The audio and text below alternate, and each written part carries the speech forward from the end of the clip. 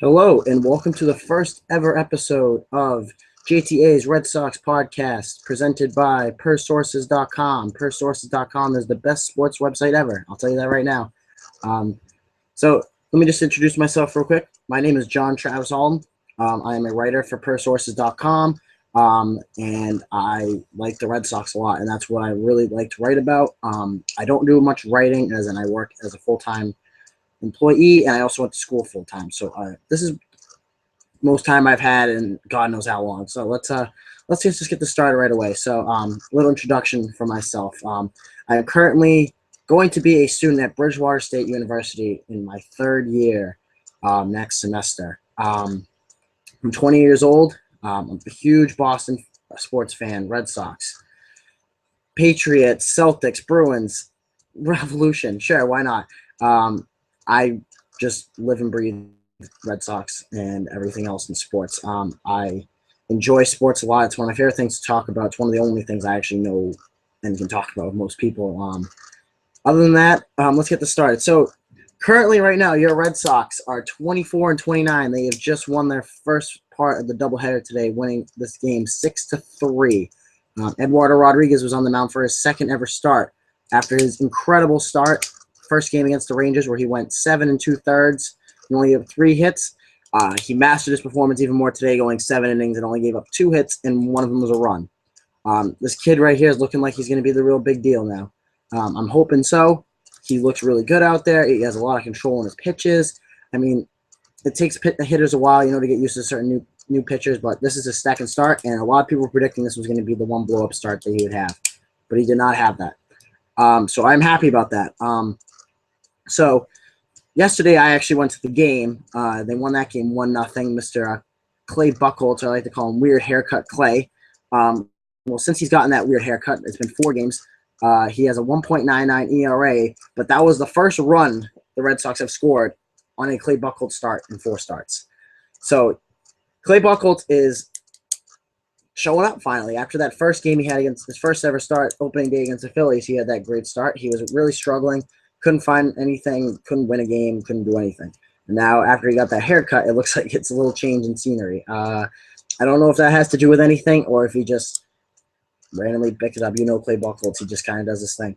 So I'm going to give you a quick season review on these Red Sox. If I could give you one word about this, it would be disappointing. Disappointing. From all the off-season accusations we made for offense, including Hanley Ramirez and Pablo Sandoval, almost spending $200 million on just 2 players. And they're not performing.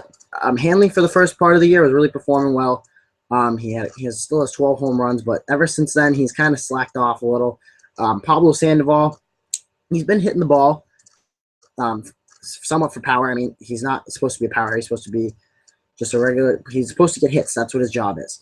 And he's a decent third baseman. Other than that, he's really not surprised me at all with anything. It's kind of what I expected him to do. I was really confused why we signed both of them in the offseason, I'll be honest with you. Both of them Hanley can't really play left field. I don't know why they decided to do that. He's not very good. The third base, even when he was with the Dodgers and the Marlins, he wasn't very good at that either. But I'm thinking that this is just a one-year try. I think Ortiz is out next year, and there's no way. And they'll probably put Hanley over in DH or something. But going back to just the season, they stand right now at 24 and 29. They're in last place in the AL East, as far as I know. I have not checked if that recently that changed because of this game, but it's disappointing. Especially, we had a lot of questions going into the season about the pitching, and the pitching the first month of the year of April was awful. It was awful. It was Joe Kelly was awful. Wade Miley was awful. Rick Porcello was okay. Clay Buchholz was awful besides the first game. And the fifth starter kind of go back and forth. There's really nothing good about this team right now besides the pitching right now has finally stepped up in the last month, but the hitting went down. We're not producing any runs, and we're supposed to be. The lineup that we have is supposed to produce some runs when you have Dusty Pedroia, Big Papi, David Ortiz, Mike Napoli, Hanley Ramirez, Pablo Sandoval, Xander Bogaerts. These are some players that can rake the ball, and they aren't doing it. And I just won't understand why this is happening, because the first month of the year we were hitting the ball, but there was no pitching to back it up. And now when we finally have some pitching, we can only score 1 run. We scored 1 run yesterday against the Twins. I mean, the Twins have obviously improved from many years, but I mean, come on. 1 run? Mike Pelfrey is not that good of a pitcher. I'll be honest. And today they scored someone. They got 6 runs on the board, and that really did help out Eduardo Rodriguez. It was nice to see some runs finally scored in this team, and I hope this streak continues. We need some runs. If the pitching can held under 4 runs a game, and the Red Sox can score 4 runs a game, perfect. I'll take that every day. Other than that, it's been a disappointment this year. There's nobody really batting. Well, the best hitter on the team right now is on the bench. It's Brock Holt. Brock Holt's batting. The only player on the team that is batting 300. Nobody else is batting on the team 300. I don't understand what's going on with that. So let's get into the pitching deeply. So we'll just go by the starters right now. So Clay Buchholz. Clay Buchholz, after the first start, he did nothing. He was losing control, barely getting out of the 3rd inning in some games. And now the last 4 starts he had a 1.99 ERA. He's looked very strong out there, and the Red Sox gave him no run support. And that's terrible because they were scoring a lot of runs, or they were scoring some runs at least when he was pitching the other time. But the team, they were giving more runs on defense and pitching. But now when the tides have changed, they can't score any runs. And last night they got lucky that they squeezed that 1 run out with that Rusney Castillo single up the middle. That almost probably didn't count as a run because Sandy Leon almost tried to get the 3rd, and don't know why he decided to do that. I really don't. But yeah, Clay Buchholz, recently has turned the tides on himself. He's got that weird haircut. I have no idea what his message is with that, but it's worked. I don't know if that's the reason why he did it, or just because he was like, hey, let me just cut my hair in this weird thing. I like this. We don't know. Clay Buchholz is a weird dude. Okay, we're going to go to the number 2 starter, Rick Porcello. Rick Porcello is a disappointment as well. I mean, we signed him to this extension before he even pitched in his first game, which I will never understand why we did that. He's had some good starts out there, but other than that, he's been just for what we signed him for. I don't think he's been worth it. I feel like he's going to maybe turn around later in the season. He's got his 1 start tonight against the Twins again at 7 o'clock. We'll see if he can keep the rolling going there. Red Sox can get 3 games out of the series. That'd be awesome. 3 wins out of that series, especially since the Twins swept us last time. It'd be awesome. And then 3rd starter, I don't remember who the 3rd starter is. I can't. But we'll go to Wade Miley. Wade Miley, don't know what I can say about Wade Miley. It's on and off with him. He'll have 1 great start where he'll go 8 innings and give up 1 run and awesome, and then the next game he just gives up 8 runs and goes 2 innings. I don't know why that happens. It's really confusing why the Red Sox are worried about. They're not worried about having a number 1 starter, but when you spend all this money on this team on hitting and you don't get any pitching, it doesn't make any sense. Why would you get 2 third basemen in the free agency when you could have got a number 1 starter? I don't understand. And the 3rd starter just came to me right now. It's just Justin Masterson, but he's out. He was awful. That's what I'll get. Awful. That's Justin Masterson for you. And then the 5th starter, Mr. Joe Kelly. Joe Kelly's had a good start maybe once every blue moon. Other than that, the guy throws 99 miles an hour, but he throws it right down the pipe. 99 miles an hour is not going to help you when you're throwing it right down the pipe. I can hit that. If I just stick the bat out and just swing, as soon as I see the ball, I'm going to hit it. Anybody can hit it. It's 99 miles an hour, but it's straight. You just stick your bat out, it's going to go somewhere. So he needs to learn how to control his fastball a little bit more. Maybe if he throws under like 95, 96, he can control a little bit more and have some more placement on his pitches. His off speed is not very good either. He needs to improve on that, or he's just going to go right back down. Not back down. He'll go to Pawtucket. Now the hitting. I don't really know besides Pedroia and Hanley Ramirez anybody that's made a huge impact. Mookie Betts in the first couple games was doing really well. He had 2 home runs in 1 game, and then he was raking it, and now he's just kind of fell off. He's not really a leadoff hitter. We were hoping that he would be. Excuse me. But he's not really one. We now have Pedroia batting leadoff, which I like a lot more because Pedroia was struggling with runners in scoring position. I'd rather have him just not worry about it and just get on base and have somebody else drive him in. But Mookie Betts at 2 does not make any sense either because he's not driving in any runs there at that spot anyways, even though he is better when the runner's in scoring position without the bases and instead of the bases empty. Excuse me. I'd rather see Xander Bogaerts slide in that 2 spot because he has been raking the ball. He's another hitter I forgot to mention that has been tearing the cover off the ball. And it just seems that he would make more sense at the 2 spot because he's able to drive in runs or at least get on base. And then I'd rather have Hanley Ramirez or Mike Napoli at that 3 spot right now. David Ortiz should not be in this lineup. But I understand that the veteran presence, John Farrell cares about his veterans. I'd rather have him slide down a little bit more than 3. When you're at the 3 spot, you're supposed to be hitting the ball. David Ortiz is not hitting the ball. Mike Napoli has recently started hitting the ball. He had another home run today. He's looking like he's figured out what his swing is. I'd rather have him at that 3 spot. Or I'd rather have Hanley and then have him and Hanley or Mike Napoli bat at 4. 5, I want Sandoval there. 6, I want Poppy. 7th, I want Mookie Betts. 8th, I want Rusney Castillo. And 9th, I want whoever the catcher is that night. Or I want the other way around. Have the catcher bat 8th and then have Rusney bat 9th. It makes a lot more sense that have Xander Bogaerts up higher in the lineup, especially since he's been one of the best hitters on the team. It doesn't make any sense why Mookie Betts is up there when he's been struggling. He's only batting 246. Xander Bogaerts is batting like 280, 270. I'd rather have that up on the top of the lineup, especially since when you get back down to the 7th spot, no one's driving him in, and he's getting on base. But when you have players like Mike Napoli or Hanley Ramirez or hopefully ever Big Poppy, David Ortiz ever hits the ball again, we'll be able to drive in Xander Bogaerts. You want as many hitters as you want on your top of your lineup that get on base. It's not about power with the first 2 spots. You want players that are going to have good OBP and are able to hit the ball. Mookie Betts has not been really strong with his OBP.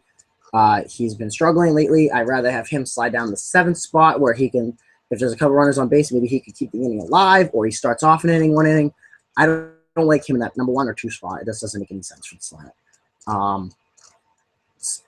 Power-wise, this team is starting to hit the ball a little bit more for power. Hanley Ramirez at the beginning of the season was really hitting it for power. I don't really see Mike Napoli is going to keep it going probably. I hope Poppy hasn't done anything. Pedroia is hitting more home runs this year than he hit all of last year already, which is pretty impressive for him. So that leads me to my next topic. We kind of just touched on it right now. Why is Xander Bogaerts batting 7th? I will never understand what John Farrell's doing there. John Farrell cares way too much about the veterans in this team, especially since Shane Victorino is still getting chances to play a game when you have a $75 million right fielder playing in Pawtucket, and then you finally call him up once Victorino gets hurt. And he'll probably just slide him out of the lineup because he's not doing well either, and they'll just put Victorino in there and he'll just get hurt again. It's a waste of money. It's just a waste of time to have Victorino play any games now. This guy is washed up. I'm sorry. This guy he's such a nice guy. He's never done anything wrong besides what he said about Mookie Betts getting traded for Cole Hamels in the offseason, But other than that, he's a nice guy. I mean, he's not terrible, but he just can't stay healthy. And what's the point of keep playing him out there if he's going to get hurt every other game? It doesn't make any sense to me. I wish this Red Sox team would realize, and John Farrell just realized, just get rid of him. If there's no trade value, just put him on the bench. Just sit him there. Someone's going to want him, or if somebody or just ignore it. It's annoying. It doesn't make any sense. This guy is done. His career is done with the Red Sox. His career is done in general. He can't stay healthy. And I'll just never understand John Farrell's reasoning with the lineups and all the veteran stuff. You're supposed to respect your veterans. You put the best team you can out there. That is the rule of baseball. That's the rule of any sport.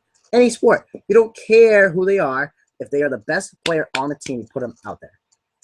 Okay, next topic. Some prospects to watch out for. Eduardo Rodriguez. There you go. One of them. He's 2-0 right now. He's the best pitching prospect we have right now. We got him in that trade for Andrew Miller last year, and it was definitely worth it, I think.